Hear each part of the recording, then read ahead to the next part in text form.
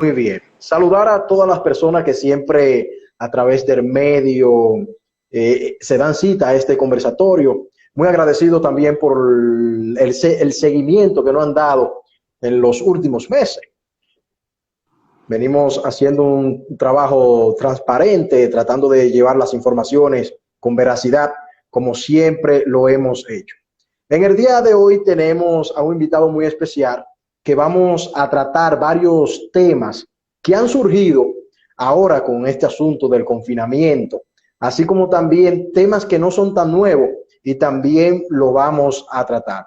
Vamos a darle la bienvenida al licenciado César Amadeo Peralta, abogado de los tribunales de la República Dominicana, que lleva varios años ejerciendo la abogacía específicamente en el área penal y también envía siempre esos mensajes alertando a la población, esos mensajes de concientización, si se podría decir. Y de verdad que estamos muy agradecidos por él aceptar esta invitación a este conversatorio. Bienvenido, César Amadeo Peralta. Gracias, hermano. Un placer para mí. Y la bienvenida también para todo el que se encuentre unido a través de esta plataforma. Perfecto. Me gustaría de manera rápida, para aprovechar el tiempo que nos dan la tecnología, que es un estimado de 1 hora 5 minutos, 1 hora 10 minutos, y a veces varía. Pero para que aprovechemos el tiempo lo más que podamos, quería de una vez entrar con un tema que nos compete a nosotros los abogados, y es sobre, para nadie es un secreto que el sistema judicial fue paralizado desde marzo.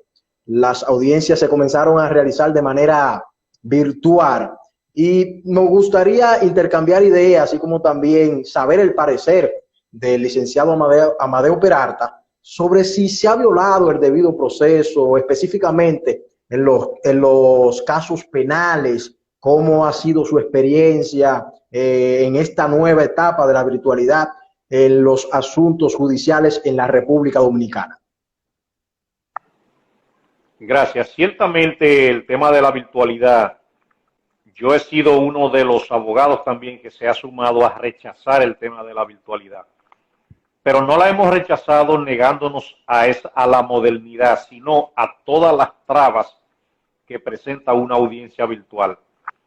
Es un verdadero caos y eso solamente puede percibirlo el que ha logrado participar en alguna de esas audiencias. Las audiencias virtuales, inclusive, no solamente son violatorias a los derechos fundamentales y al debido proceso no solamente de un imputado, hasta de la propia víctima, porque sí, se trata del debido proceso, sino también que se da para la facilidad de muchas trampas en el sistema. Por ejemplo, en una audiencia presencial, un imputado tiene la obligación de asistir al tribunal. Y de lo contrario, uno también está en el deber de solicitarle la declaratoria de rebeldía, en virtud de lo que prevé el artículo 100 del Código Procesal Penal. Entonces, para los que no saben qué es una declaratoria de rebeldía, cuando un imputado no asiste a una audiencia penal, uno le solicita al juez que lo declare en rebeldía con la justicia, que dicte una orden de arresto, que nos permita publicar sus datos en un diario de circulación nacional, que se le ponga un impedimento de salida y que se conserven las pruebas a los fines de garantizar que el proceso siga cuando la persona sea apresada. Pero ¿qué sucede en el tema de la virtualidad? Un imputado relaja el sistema. El imputado puede entrar virtualmente, se anuncia, está presente en la audiencia y al ratico se cae el sistema. Hay 1000 maneras de que el sistema se caiga. Se puede caer porque se fue la luz de verdad, pero se fue también porque se fue la luz intencionalmente, pero también se le puede acabar la data. O sea, no todo el mundo muchas veces tiene internet full en un celular o tal vez en su casa. Entonces, todas esas son falencias que el sistema no estaba preparado para la virtualidad. Y por eso es tan difícil, tan complicado el que se conozca una audiencia. Y como te dije al inicio, no nos oponemos al avance tecnológico del sistema. Pero en materia penal es muy complicado, pero también hay aspectos de la materia civil, como por ejemplo, hay gente que le están vendiendo sus propiedades en una venta en pública subasta y se Así pueden es. producir incidentes procesales que de manera virtual es a veces imposible uno poder en el momento presentarle documentación al juez. El juez a veces no puede ver ni siquiera la expresión del rostro de ninguna de las partes a través de una cámara. Es diferente a cuando lo ve personal. Pero es bueno también que se sepa que están jugando con los bienes, con la propiedad, con la libertad de una persona de manera virtual. O sea, imagínense, aunque sea un imputado, aunque sea un buen delincuente, que a través de este sistema le cantaron 30 años.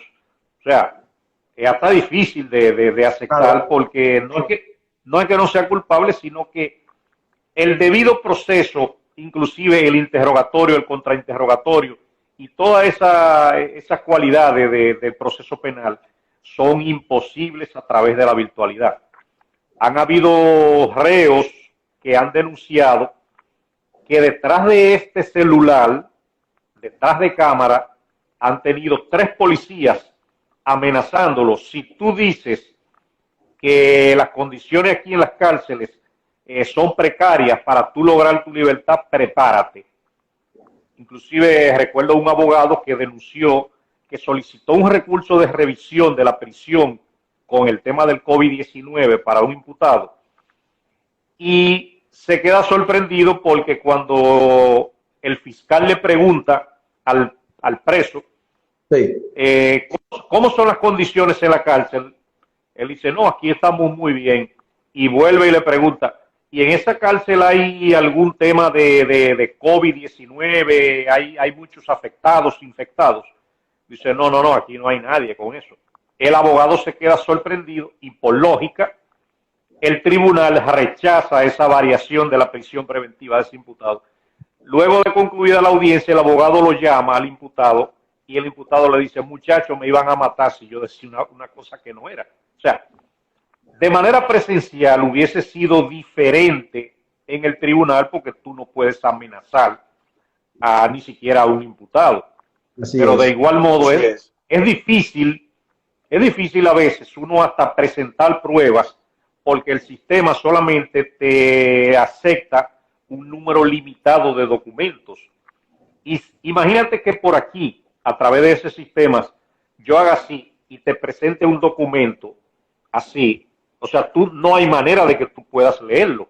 Imposible. Pero es diferente, imposible, pero es diferente cuando uno está frente a frente con el juez o los jueces y uno le pide al secretario o al alguacil, magistrado, queremos presentarle una documentación y él va y se lo lleva y la contata. Ni siquiera a veces los documentos falsificados, alterados, son difíciles de detectar a través del sistema de la virtualidad. Es diferente cuando uno lo ve de manera personal. Y con eso te diría, de mi parte, y espero también hablar en nombre de miles de abogados, para nosotros el sistema virtual es un sistema fracasado. Y ojalá que salgamos de esto.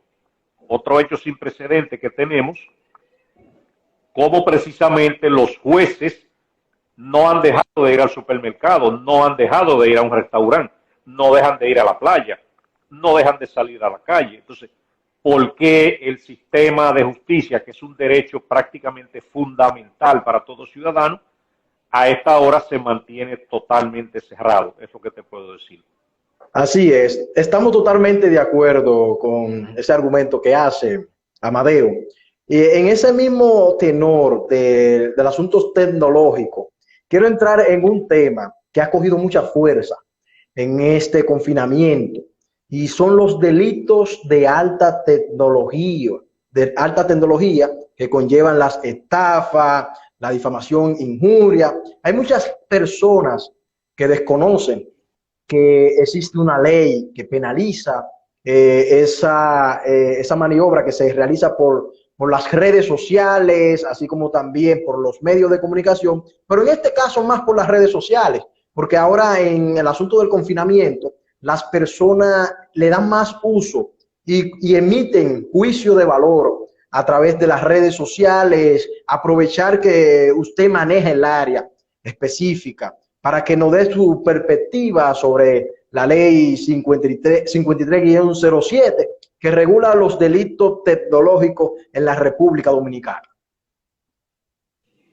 Sí, la ley 5307 de crímenes y delitos de alta tecnología es una ley del 2007 que ha venido a regular muchas de las delincuencias que se presentaban en el área informática. Pero también te puedo decir que, recuérdate que hay personas que utilizan las redes sociales para estafar. Así es. ¿Y de qué manera te estafan? Te presentan, por ejemplo, la venta de un celular, te lo ofrecen a buen precio, te combinan a que deposites un dinero en una cuenta y que luego te lo van a mandar. Y cuando al final de cuentas no te llega el celular, no te llegan los tenis, no te llegan la nevera, a ti te han estafado a través de las redes sociales. Así es. La pena a imponer a un estafador a través de las redes sociales anda oscilando en un mínimo de 3 años y en un máximo de 7 años para esas personas que se dedican inclusive a vender paquetes de viajes, te venden boletos aéreos, te venden viajes a hoteles, a Disney, a Europa, y al final de cuentas te estafan. 7 años de prisión, si usted lleva su caso debida y correctamente ante los tribunales, le va a pasar al que te estafe. Pero también tú te puedes encontrar otro tipo de delito. Hay personas que están realizando chantajes a través de las redes. Sí. ¿Y cómo se configura un chantaje? Recuérdense que hay personas, por ejemplo, que te agregan a WhatsApp o te pueden agregar en Instagram, te pueden agregar en tu correo electrónico y comienzan a entablar una conversación contigo que a veces la conversación se convierte hasta en amorosa. Y hay personas que comienzan a pedirte fotos en estado íntimo. Y a lo mejor tú crees que estás acabando, comienzas a mandar esas fotos o esos videos.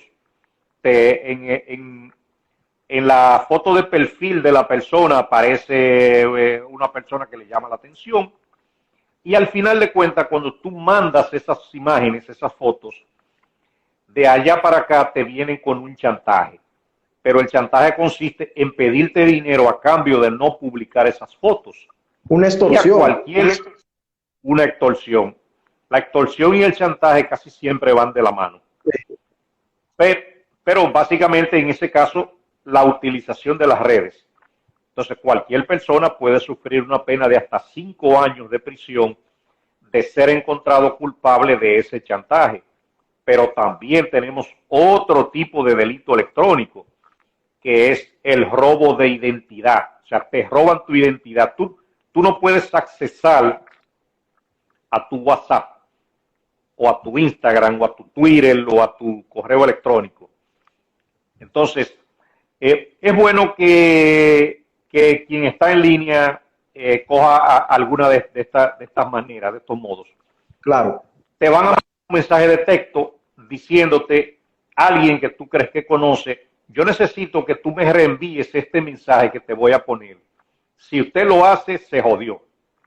Ahí mismo es que le clonan inmediatamente su WhatsApp, su Twitter, su Instagram, su Facebook y todo. Pero de igual modo, hay un método tan sencillo de una gente ser engañado, que ahora mismo, por ejemplo, a través de tu celular,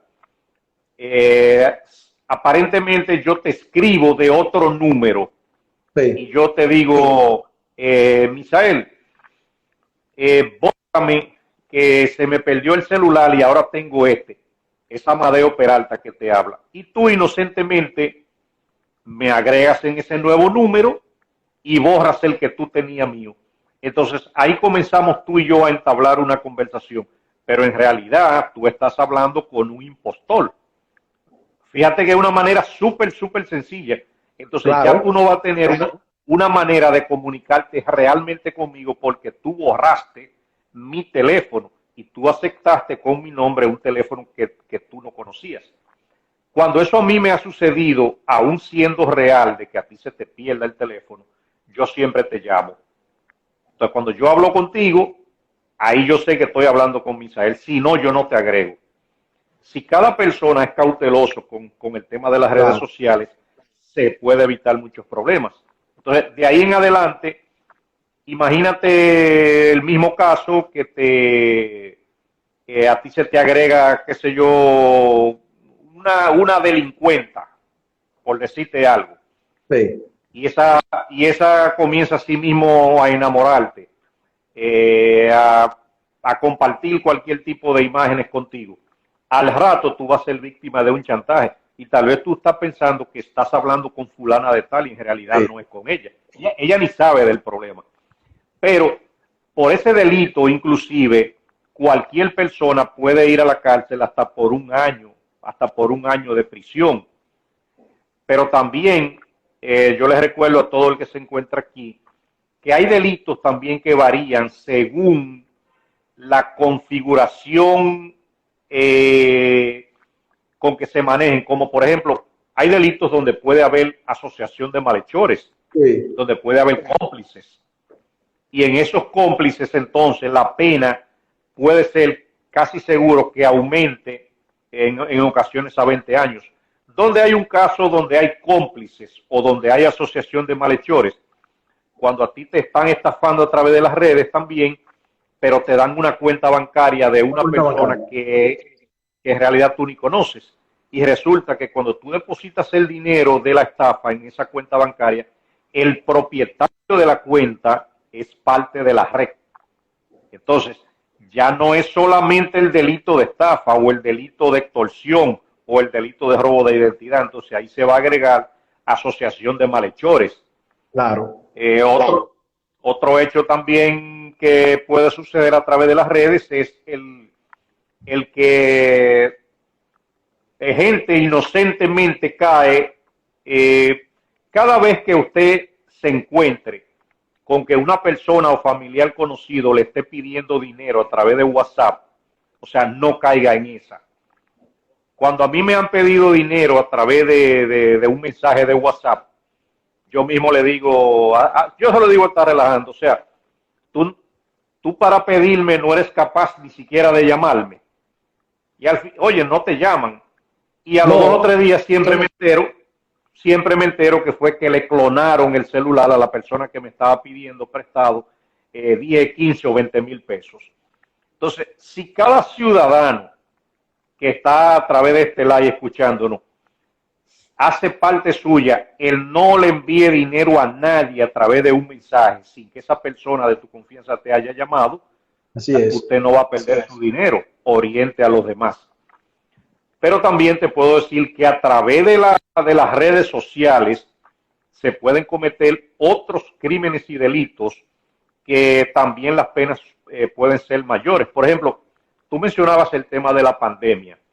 Hay personas que se encontraban en sus hogares aburridos, no tenían nada que hacer, o lo único inteligente que tenían en la mano era el celular. Así es. Entonces, ¿qué sucedía? Por ejemplo, hay gente que se inventaba de que en el hospital Vinicio Calventi, por ejemplo, hay 50 muertos de COVID y reenviaban esa información.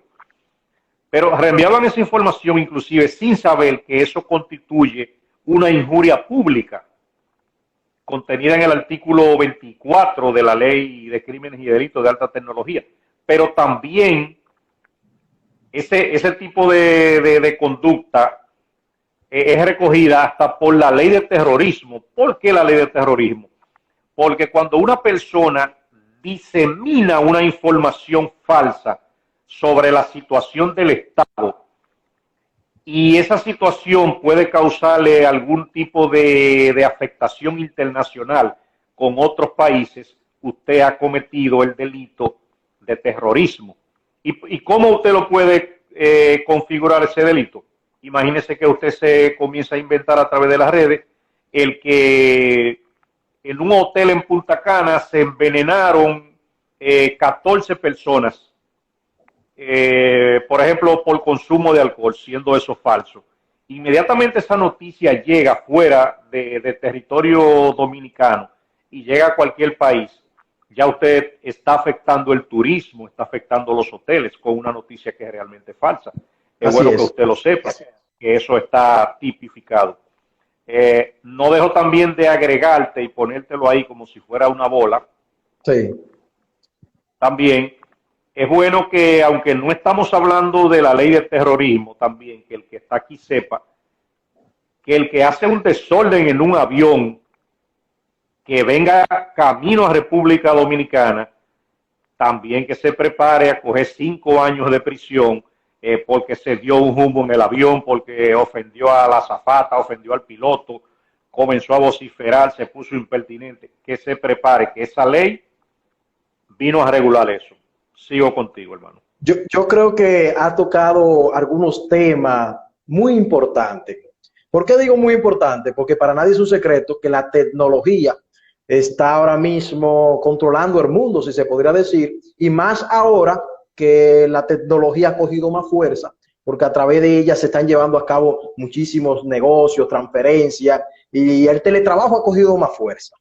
Estamos totalmente de acuerdo en cuanto a eso.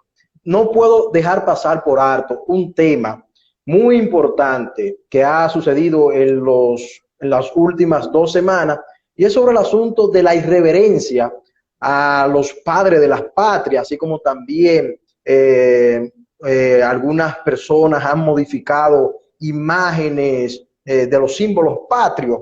Hay una ley que protege la imagen de Juan Pablo Duarte, pero también tenemos una ley que penaliza el mal uso de la bandera de la República, así como también el himno nacional y el escudo.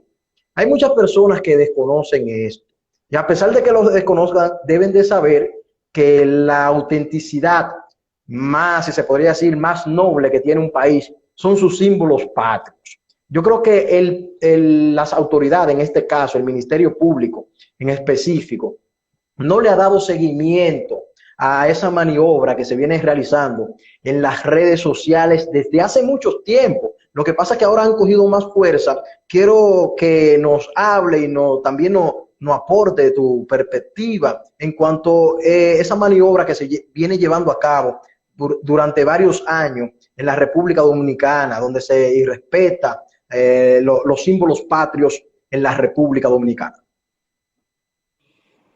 Bueno, sobre ese particular yo te puedo abundar. Yo no sé si tú recuerdas una persona de apellido Montesquieu que en pantaloncillos se lanzó con una bandera en el estadio Quisqueya, simplemente por llamar la atención.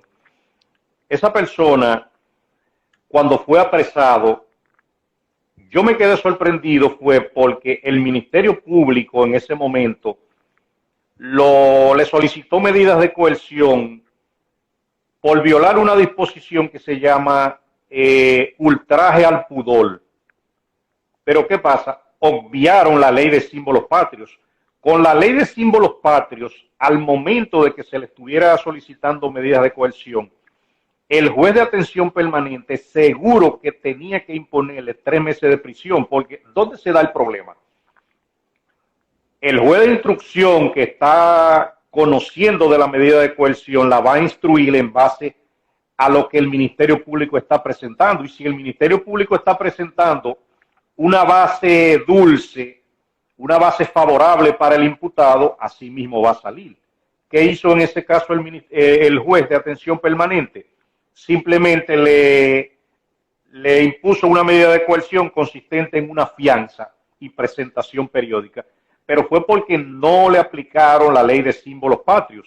Con la ley de símbolos patrios, posiblemente esa persona hubiese durado hasta 1 año de prisión, porque es una ley que vino a regular ese tipo de situaciones.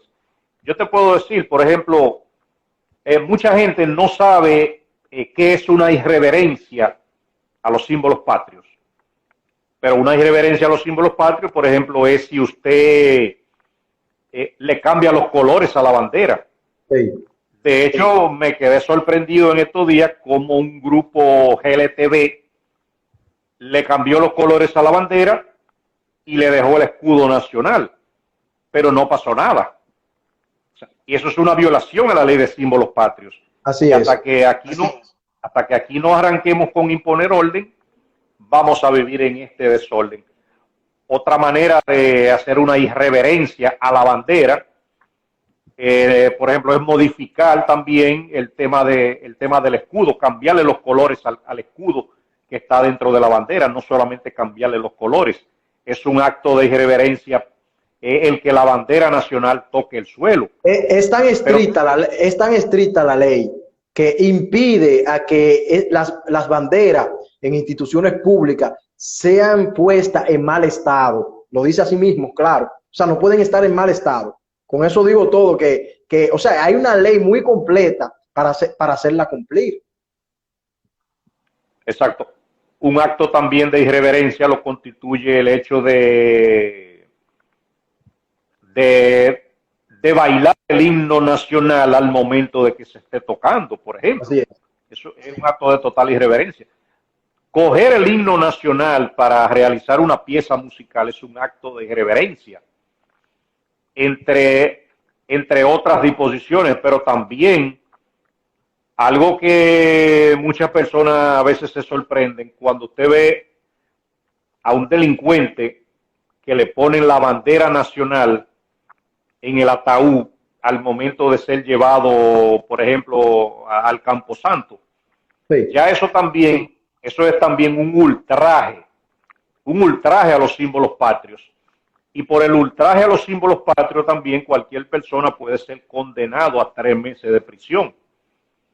Y definitivamente en el tema de los símbolos patrios, por ejemplo, ¿a quiénes se le puede poner la bandera en un ataúd?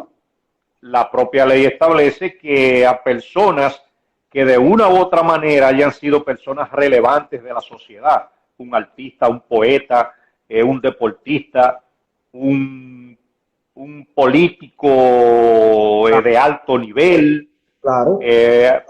Puede ser inclusive un profesional de cualquier rama, pero siempre y cuando sea una persona seria. Ahí está autorizado el usar la bandera en el féretro. Inclusive eso tiene también reglamentaciones de cómo debe ir la bandera.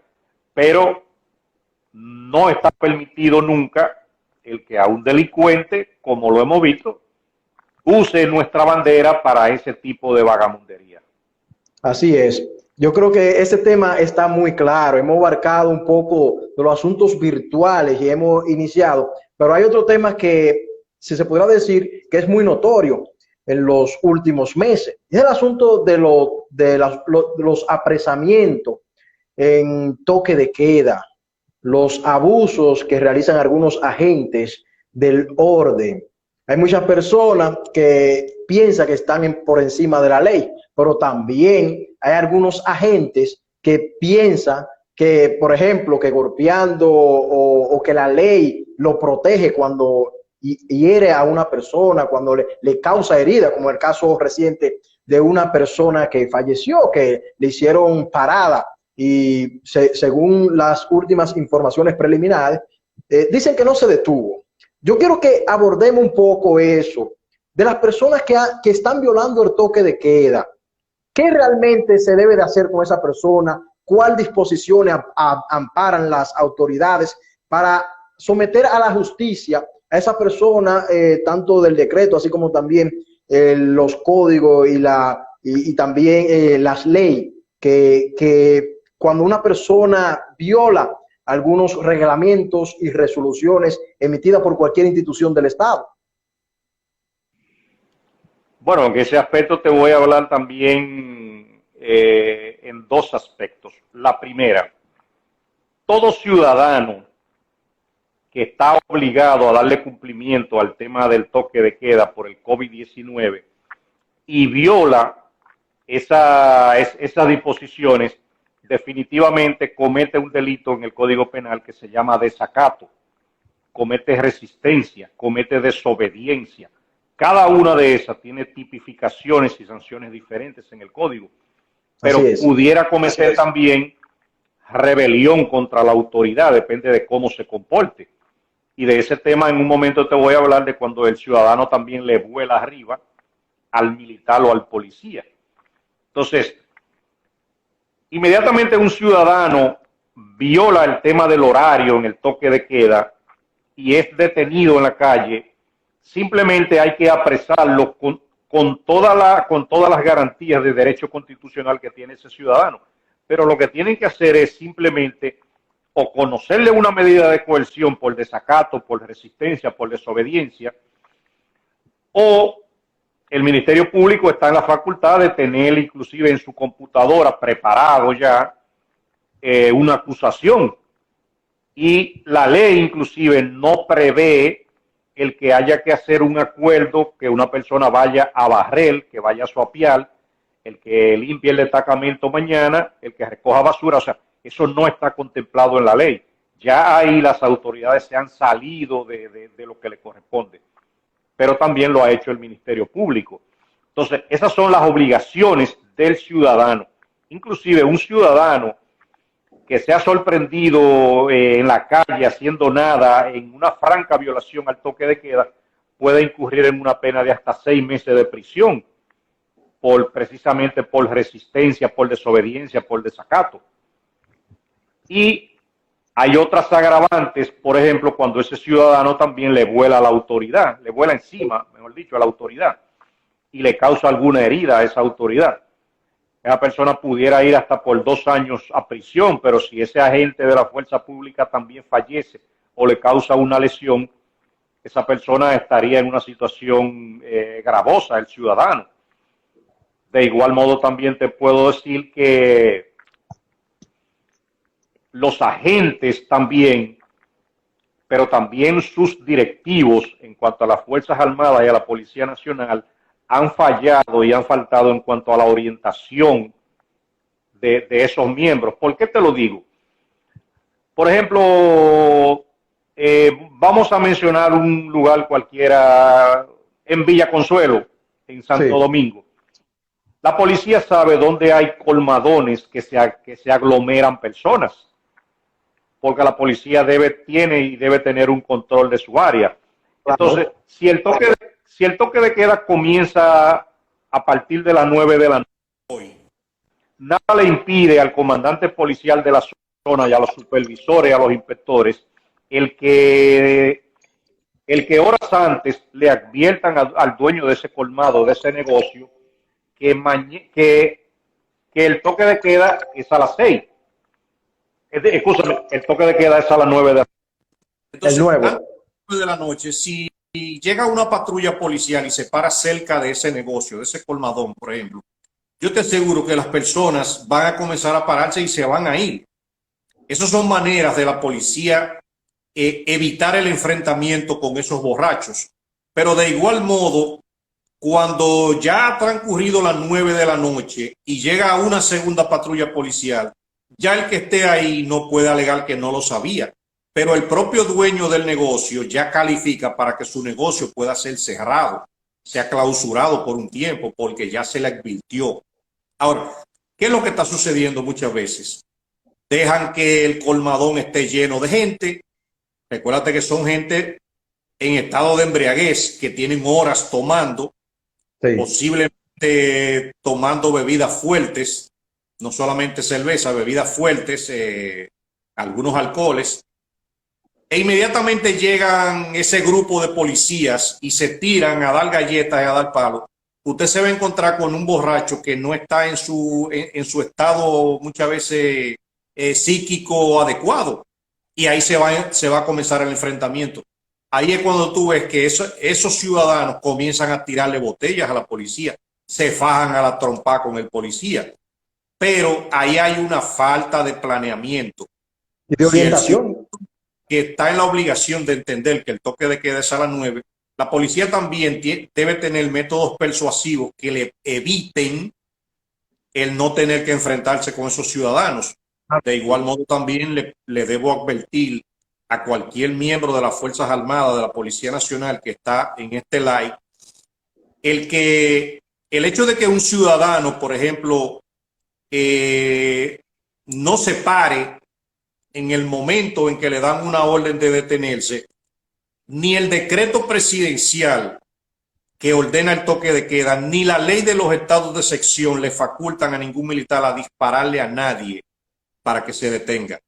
Y cuando lo ha hecho, cuando lo hace, como sucedió aquí en el barrio María Auxiliadora y sucedió también en el municipio de La Isabela, en Puerto Plata, que le disparan a un ciudadano, ese miembro de las Fuerzas Armadas, que esté por seguro que le van a conocer medidas de coerción, que claro posiblemente van a poner 1 año de medida de coerción, acusado de homicidio voluntario culposo o agravado, y que al momento de que se conozca su juicio estará preso, que los jefes le van a dar la espalda también, y que se va a enfrentar a una pena de 30 años de prisión porque ha cometido un homicidio agravado. O sea, ese miembro de las Fuerzas Armadas levantó el fusil y le disparó a un ciudadano desarmado, a un ciudadano que en ese momento no lo había agredido. O sea, no había una concomitancia en la fuerza entre que ambos estaban armados. El ciudadano no tenía nada en la mano, simplemente como una gallina huía, y el que disparó cobardemente se envalentonó y lo mató. Entonces, así es. Ahí hay un hilo que el raciocinio debe aportarlo, la lógica debe aportarlo. Dentro de que el militar, el policía tenga el deber de darle cumplimiento al toque de queda, ese deber no te lleva a violentar derechos fundamentales, ni siquiera a darle golpes, ni a darle una galleta, mucho menos a darle un tiro. De igual modo, tampoco está facultada, por ejemplo, la policía ni siquiera a incautarte una propiedad privada, porque eso no está dentro de las disposiciones. Ahora, ¿qué sigue sucediendo en República Dominicana? El culpable de todo eso es usted mismo como ciudadano que no reclama sus derechos, que no lleva sus derechos hasta sus últimas consecuencias.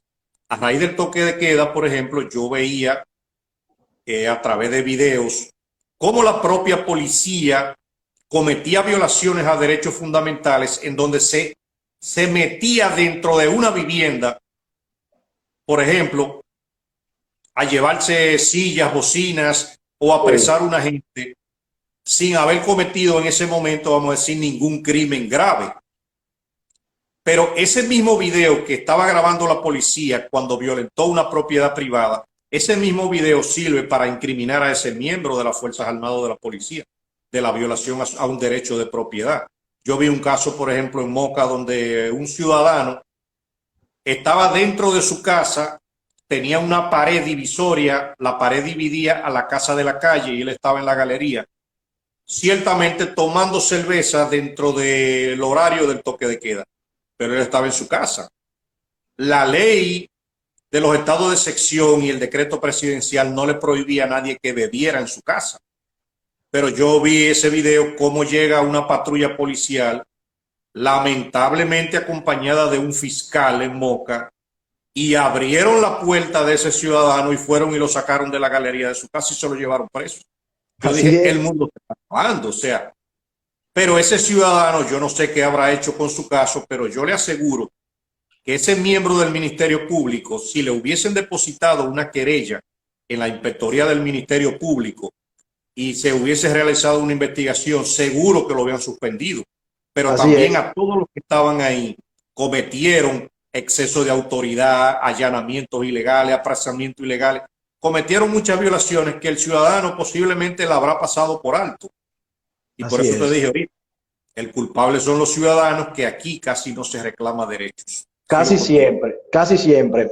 Recordarle que tenemos un conversatorio en el día de hoy con el licenciado Amadeo Peralta. De verdad que sé que será de mucha ayuda.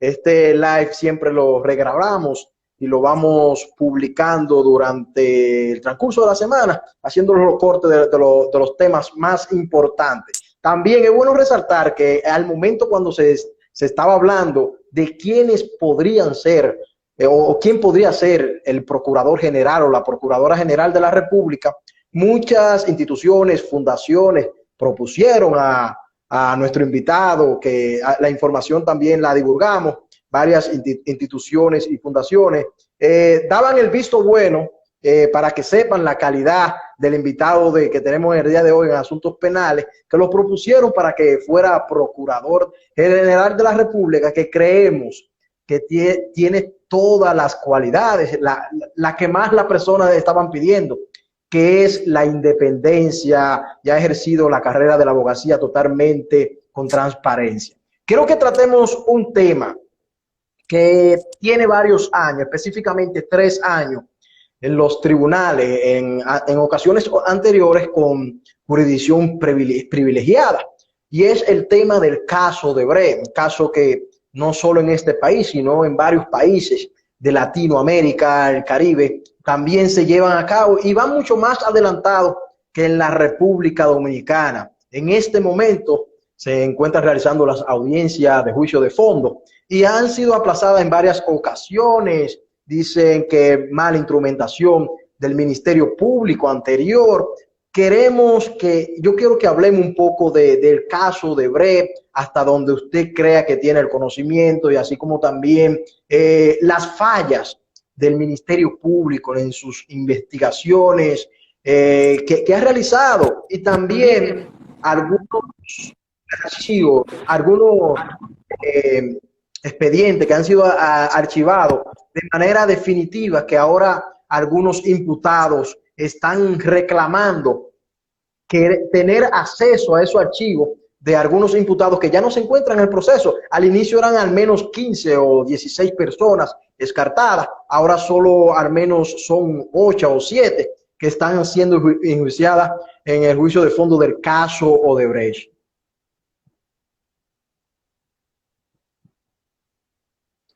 No lo escucho, no sé si me escucha usted a mí, no lo escucho.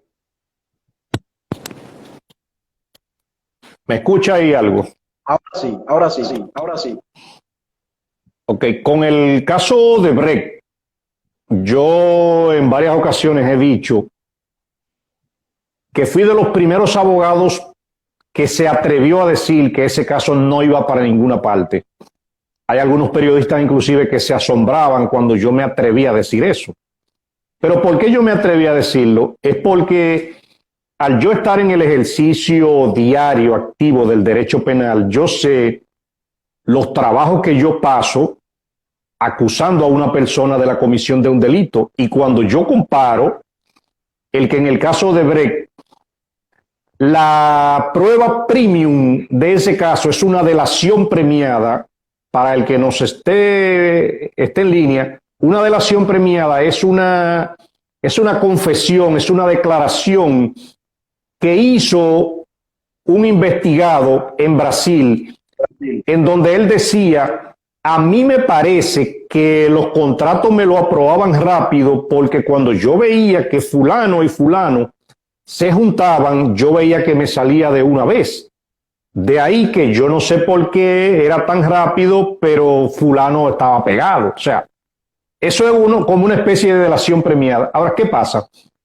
En el ordenamiento procesal penal no se admite ese tipo de irresponsabilidad en el testimonio de una persona. Si la persona va a sostener ese testimonio, tiene que decirlo frente al juez. El testimonio debe ser contradictorio. Pero por eso te dije, la delación premiada no existe en el ordenamiento procesal dominicano. A medida que yo iba diciendo eso, algunos periodistas se iban sorprendiendo, y cuando yo escuché que la magistrada Miriam Germán dijo lo que yo venía diciendo, yo dije, bueno, nací hoy porque muchas personas me encontraban como si fuera un peregrino diciendo que eso no iba para ninguna parte. Cuando la presidenta de la Sala Penal de la Suprema Corte de Justicia lo confirma, ahí están los resultados del caso Odebrecht. Inclusive yo siempre sostuve que con las pruebas que había no eran ni siquiera válidas para conocer una medida de coerción tan gravosa como la que se impuso en ese caso. Y con eso no estoy diciendo de que ellos sean inocentes o sean culpables, sino yo estoy hablando de pruebas. En el ordenamiento procesal penal, lo más conveniente es que si usted tiene pruebas que someta de manera contundente, pero también el raciocinio debe decirle al Ministerio Público, si usted no tiene prueba de un hecho, o sea, sea valiente y no se arriesgue a hacer un tollo. Y por eso vuelvo y te reitero, el país entero, República Dominicana y el mundo, no cree en el caso de Brecht. Pero es basado precisamente... Muchas personas dicen que un político que están diciendo algunos abogados. Bueno, el que haya cogido una connotación política, si es lo que te refieres, no sé qué decirte, pero básicamente, si ese caso estuviese basado en pruebas más allá de toda duda razonable, posiblemente no importa la parte política, no importa quién te quiera ayudar. Las pruebas te condenarían. Es más, sería prácticamente el Poder Ejecutivo quien luego de una persona condenada, si lo va a ayudar, lo único que puede hacer es indultarlo. Pero las pruebas serían avasallantes. Ese caso, lejos de tener una connotación política, está ausente de pruebas. Y en cuanto al tema político, recuérdate que ese caso nació al inicio de un momento donde se estaba luchando por la reelección presidencial o no, o la candidatura de un candidato presidencial. Y una manera posiblemente de avasallarlo en ese momento era involucrarle personas de su entorno. Pero al final de cuentas ha ido esclareciendo eso que pasó ahí. Pero abarcó personas de partidos políticos mayoritarios. O sea, no hubo excepción con ninguno. Estaban casi todos los partidos políticos. En este momento ya hay algunas personas que no se encuentran en ese proceso, pero sí estuvieron. Y hay algunos que dieron declaraciones muy contundentes, donde decían que sí que fueron sobornados. Yo creo que el Ministerio Público ha hecho un uso flaco de la investigación, si se podría decir. En mi opinión personal, no se ha hecho una investigación real para dar una respuesta a los ciudadanos, porque se trata del erario público cuando se cometen esos sobornos para obtener obras de manera gananciosa, si se podría decir. Creemos que el Ministerio Público debe de ahora, tenemos a un nuevo, si se podría decir, director del PETCA, Wilson Camacho, que ya ha sido parte de ese caso al inicio, también con la magistrada Procuradora General de la República, Miriam Germán Brito. Vamos a dejar ese tema ahí porque son varios temas que cuando estábamos hablando y consultando, me di cuenta que eran demasiados temas para una hora tratarlos todos. Pero hay otros temas que en los últimos días ha consternado a la República Dominicana. Se trata de la joven Yokairi Alcántara, que fue atacada con ácido del diablo. Y precisamente esta semana varios legisladores han dispuesto un proyecto de ley para regular la venta de ese producto que le ha hecho tanto mal, y muchos malhechores lo usan como una arma contundente para causar lesiones permanentes a diferentes personas.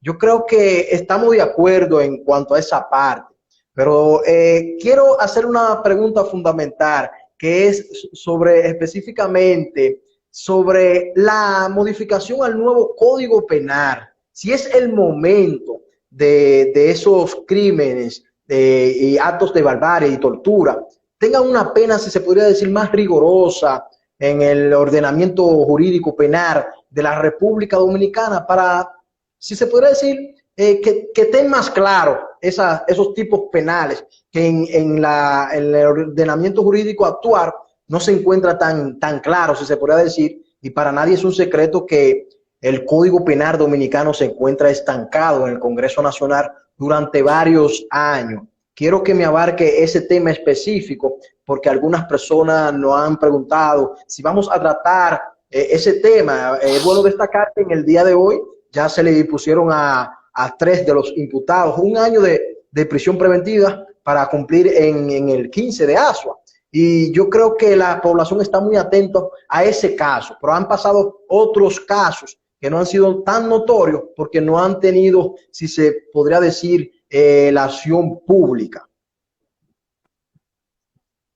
Mira, yo me atrevería a hacer una recomendación y ojalá que el país el lunes amanezca en la Plaza de la Bandera protestando por la no aprobación de ese código penal. Eso yo lo comparo casi con el hambre no espera. Ese código no puede esperar un día más, porque cada vez que se comete un crimen atroz o una serie de delitos, van a ser sancionados con ese código viejo. Y ese código viejo le ha estado permitiendo a muchas personas salirse con las suyas. Entonces, de que la ley no tiene efectos retroactivos. O sea, que de manera inmediata se debe de realizar la aprobación. Exacto. Y yo pongo ejemplos. Cuando el Código Penal entró en vigencia en República Dominicana, hace 136 años, hay delitos que no existían. Por eso fue necesario, inclusive, en el 2007, crear una ley especial que fue la Ley de Crímenes y Delitos de Alta Tecnología. Perfecto. Porque antes del 2007, todo lo que sucedía a través de las computadoras, a través del celular, estaba a la deriva.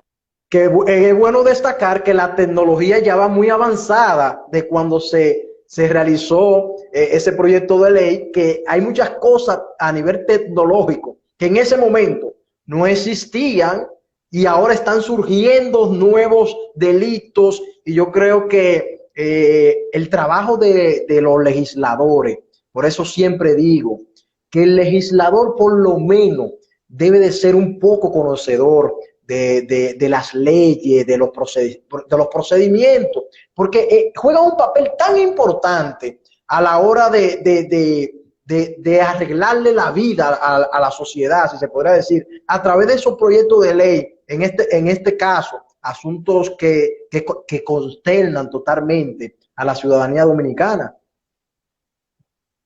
Mira, definitivamente es una necesidad la aprobación de un nuevo Código Penal, pero todavía ese código que desde el 2014 se encuentra durmiendo en el Congreso Nacional, todavía hay que introducirle algunas situaciones aún nuevas, aún avanzadas. Muchas veces yo hablo, por ejemplo, de qué es un autosecuestro. De eso el autosecuestro no solamente nunca ha estado contemplado en el Código Penal viejo, sino que tampoco venía en el nuevo. Que sucedió un caso reciente de un autosecuestro de supuestamente una joven para adquirir un dinero para pagar una deuda de una pareja de ella. Pero continúo con ese tema, que ya yo le iba a abordar ese tema, pero ya que usted lo mencionó, vamos a darle el espacio.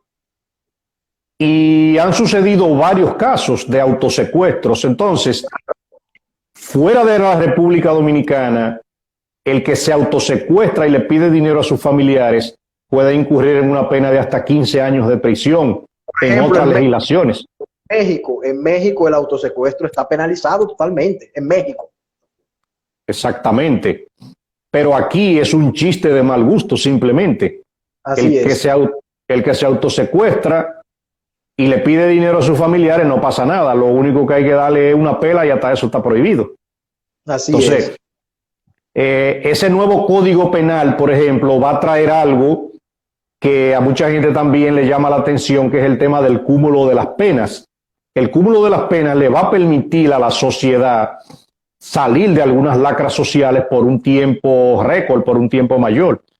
O puede permitir que posiblemente esos antisociales no salgan de la cárcel. ¿Y a qué se llama el cúmulo de penas para el que no es abogado y no lo entiende? Se trata de cuando, por ejemplo, un caso común, un atracador se presenta a una banca y atraca a esa joven, a esa cajera. si tuviera aprobado el nuevo Código Penal, le van a imponer una pena por el atraco que fue a hacer, eso va a tener una pena, pero va a tener otra pena si andaban dos personas. Ahí es otra pena. Pero va a ser un agravante si la persona que atracaron se encontraba en estado vulnerable, o sea, una menor de edad, una anciana, si estaba embarazada, pero también le van a imponer una pena adicional si el arma de fuego que tenía en la mano era ilegal, pero también tiene otra pena adicional si le causó alguna herida, si le causó la muerte. Y ese código va a permitir que a un delincuente que ya está desahuciado y lo único que hay que hacer es sacarlo del sistema, le va a permitir a la sociedad que pueda ser condenado hasta 60 años de prisión por los crímenes que ha cometido. Nosotros no podemos esperar que suceda un caso como el del Chaman Chakra. Yo le pregunto a todo el que está en este live, el Chaman Chakra mató 4 personas. El Chaman Chakra fue condenado a 30 años. Pero el Chaman Chakra va a pagar por 1. Sí, por 1. O sea, el Chaman Chakra pudo haber matado a 10. Además que según investigaciones preliminares que salieron a resurgir y la autopsia que le hicieron a las personas que, en este caso a los hijos, lo violó antes de cometer el hecho. Entonces, con ese nuevo Código Penal que estuviese en vigencia al momento en que el Chaman Chakra hizo eso, nosotros podemos garantizar que por lo menos 60 años de prisión él pague a la sociedad. No le va a pagar nunca, pero que por lo menos nosotros tenemos precedentes. Por ejemplo, yo no sé si tú todavía estabas muy joven para eso, pero cuando el caso del niño Llena Saibal, se condenaron a 2 personas, una a 20 años y otra a 30 años. El de 20 años... En este momento no estaba en el ejercicio, pero usted sabe que es un juicio que es parte de la historia judicial en la República Dominicana, que muchos abogados le han dado seguimiento a pesar de que en ese momento no ejercían la abogacía, y es un caso muy notorio. No, exactamente. Yo para esos tiempos estaba arriando vaca allá en Puerto Plata. Pero me enteraba por las noticias. Sí, sí. Pero te quiero decir que hay imputados de ese caso que ya salieron sí, salieron claro, en libertad. Y la población, exacto, y la población se encontraba indignada porque entendía que no había sido resarcida por el crimen que esos inhumanos cometieron. Pero si a esa persona hubiesen sido condenados a una pena mayor, a una pena severa, con eso tú no le vas a pagar a la sociedad, pero la sociedad deja de verlos. Claro. O sea, no se arma este show. No, otra una impotencia también, se sienten impotencia los ciudadanos. Exacto. Otra situación también que es más conocida por el que ejerce el derecho penal, pero también la sufre la sociedad, es el tema del Código Procesal Penal. Yo también me he atrevido a decir siempre que el Código Procesal Penal es el aliado del delincuente. ¿Y por qué siempre lo he dicho?